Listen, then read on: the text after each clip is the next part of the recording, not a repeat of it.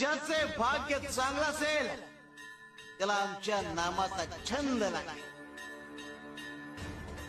आणि त्याच्या मुखात सतत नाम जप असेल. आमच्या नामाची गोडी निर्माण होईल.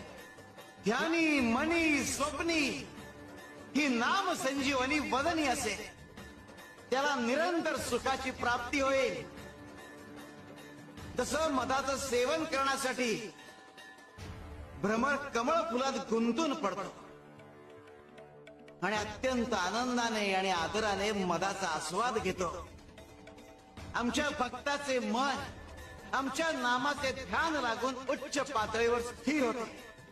मन नामात एकाग्र होईल. त्याची चंचलता नाहीशी होईल आणि त्याचे उन्मन होईल. अरे नामस्मरण हेच प्रपंच व परमार्थ साधनाचे साधन आहे. शिवाय शंकर.